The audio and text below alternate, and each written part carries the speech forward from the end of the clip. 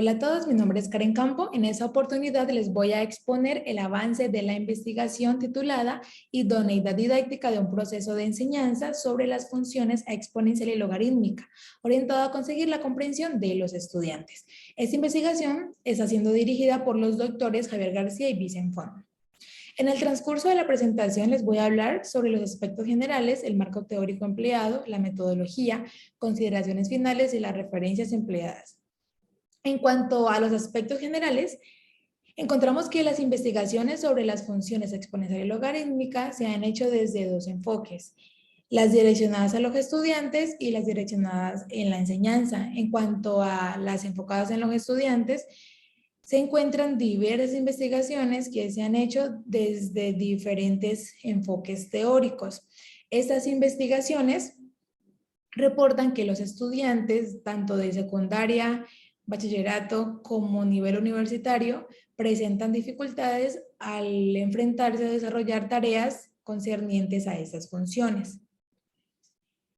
Dificultades como las que cito a continuación. Por ejemplo, los estudiantes cometen errores algebraicos y se les dificulta resolver problemas que requieren de análisis y justificación. También tienen dificultad para razonar de manera continua, no conectan los diferentes registros de representación, se evidencia una inclinación hacia la función exponencial, lo que evidencia una dificultad para trabajar con la función logarítmica, no conectan leyes logarítmicas con las exponenciales y tampoco establecen conexiones matemáticas entre estas funciones.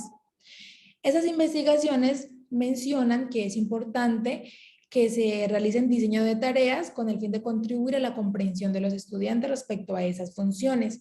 Por ejemplo, desde la línea de razonamiento covariacional se menciona que es importante combinar los diseños que se han propuesto en esta línea con el fin de promover un razonamiento covariacional en los estudiantes. Sin embargo, consideramos importante buscar otros elementos que también se consideran necesarios al trabajar con esas funciones y, por ejemplo, trabajar otras propiedades de las funciones.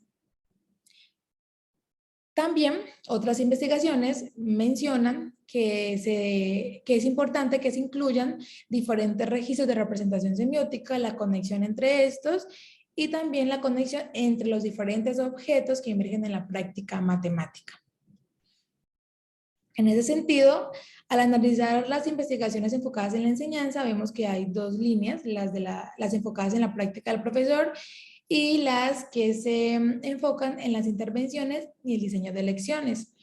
En esos diseños, o particularmente el diseño que proponen en una de las investigaciones, se dice que es necesario que se contribuya o que se continúe indagando al respecto, diseñando tareas que se puedan aplicar en las aulas, ya que ese diseño particularmente aún no está validado, solo se reporta algunos avances y pues son escasos los diseños en ese sentido. No obstante, se considera importante que los diseños no solo sean desde el enfoque de un investigador, sino que también se involucre al profesor a su práctica, a lo que él vive, ya que este es el que está directamente relacionado con el aula, con los estudiantes, y es importante tener en cuenta lo que los profesores consideran en cuanto a los diseños y cómo ellos pueden involucrarlos en su práctica docente. Una de las vías para abordar diseños es desde la mira de conexiones matemáticas, porque promover el establecimiento de conexiones va también a promover la comprensión de los estudiantes. Las investigaciones que encontramos en la línea de conexiones matemáticas las podemos agrupar por lo menos en 5 grupos, como se presenta en pantalla, donde el último está centrado en la comprensión matemática.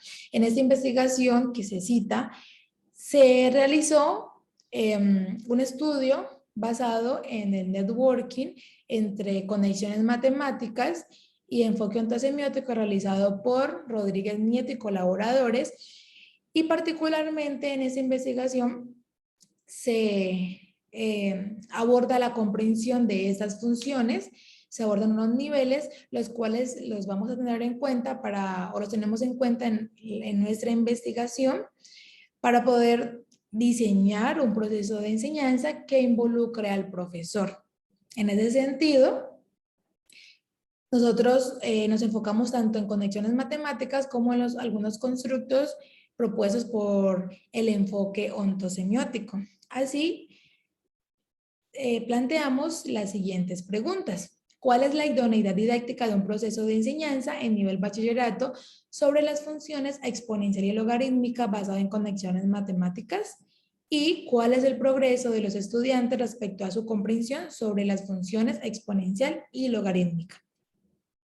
Bueno, en cuanto a nuestro marco teórico, asumimos las conexiones matemáticas como un proceso en el que una persona establece una relación verdadera entre dos o más conceptos, ideas, teoremas, etcétera, entre sí, con la vida real o con otras disciplinas.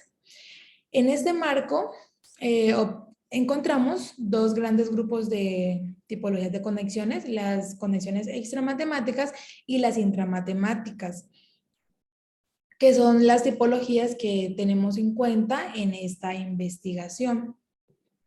En cuanto a la comprensión, como les mencioné, nosotros tomamos o nos basamos en la definición propuesta por Campo Meneses y García García, que es una definición basada en el enfoque ontosemiótico, en el que se dice que un sujeto X comprende un objeto O cuando realiza prácticas de las cuales emergen objetos, logra establecer la conexión central entre dichos objetos, lo cual le permite resolver las tareas propuestas consistentemente y a su vez es capaz de justificar tal conexión. Bueno, del enfoque ontosemiótico tomamos el análisis didáctico de procesos de instrucción. Ese análisis tiene 5 niveles. El primero está relacionado con la identificación de las prácticas matemáticas que se hacen en una actividad matemática. El segundo está relacionado con la identificación y el análisis de los objetos y procesos que emergen de las prácticas matemáticas.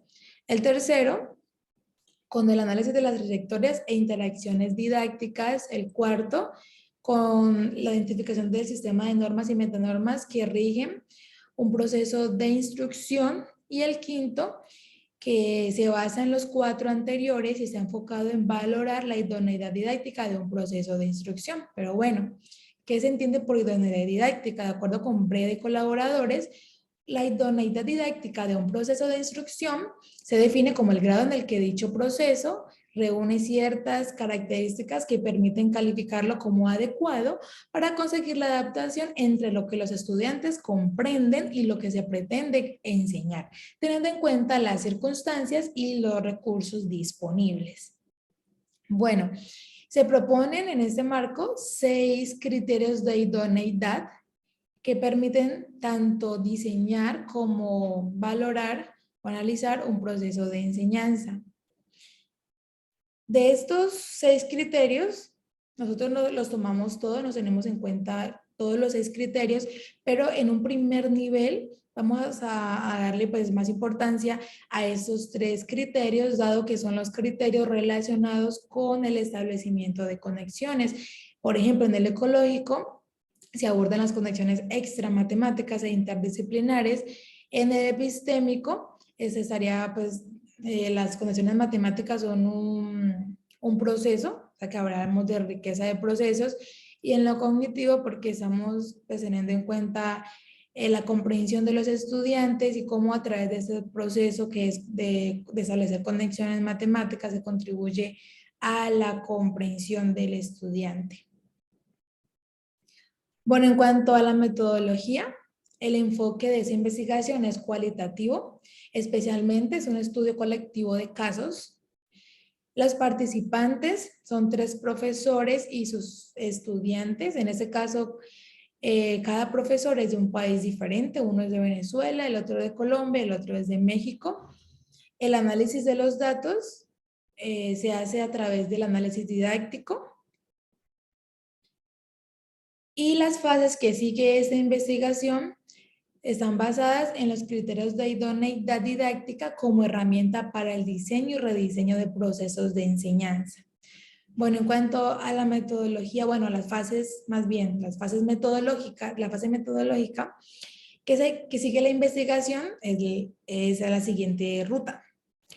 En la primera fase tenemos la selección de los casos. En este caso nosotros pues elegimos a los profesores de acuerdo al interés de ellos en participar en un curso que se promovió, se promocionó sobre el diseño de las tareas basados en conexiones y en enfoque ontosemiótico. Luego se pasa a una segunda fase donde es el diseño del proceso de enseñanza que se hace en conjunto con los profesores. Aquí mismo se diseña el protocolo de la entrevista que se le piensa aplicar a los estudiantes que se van a seleccionar para analizar la comprensión. En una tercera fase se hace la aplicación del diseño y se aplica también la entrevista a esos estudiantes. El diseño es aplicado por uno de los profesores y la entrevista es realizada por la investigadora. En una fase 4 se hace el análisis de los profesores, que ese análisis realizado por ellos es basado en la herramienta de los criterios de idoneidad y el análisis por la investigadora es realizado a partir del análisis didáctico completo. Luego se pasa a la fase 5, que es un rediseño. Ese rediseño también se hace en conjunto y luego procede el siguiente profesor a aplicar nuevamente, bueno, aplicar en ese caso el rediseño y vuelve y se vuelve y se cumplen esas fases hasta en el momento que ya no se hace más implementación y que se pasa directamente a la fase 6, donde ya se hace una comparación de los análisis realizados, tanto de las diferentes de las implementaciones que se hayan hecho. Ese análisis o esa comparación se hace del proceso de enseñanza como también de las entrevistas, de los análisis de las entrevistas realizadas, ya que interesa ahondar un poco más en cómo es que ocurre este desarrollo de la comprensión de los estudiantes. Bueno, en cuanto a las consideraciones finales. Esta investigación se encuentra en proceso. Actualmente estamos trabajando en lo siguiente. En la fase 2 se está diseñando o terminando de diseñar el proceso de enseñanza acerca de las funciones. Se está profundizando y ampliando la revisión de la literatura y se espera en poco tiempo empezar a desarrollar las fases 3, 4 y 5. Se espera pues que ahora, iniciando el año 2022, uno de los profesores pueda implementar este proceso de enseñanza que ya se está terminando de diseñar, se puedan recolectar los datos por medio de videos y también para recolectar las evidencias de los estudiantes para que se pueda pasar a la fase de análisis y luego pasar al rediseño. En este caso, cabe aclarar que a los profesores se les explicó cómo usar la herramienta de criterios de idoneidad en un curso que se desarrolló. Bueno, esas son las referencias empleadas en la presentación.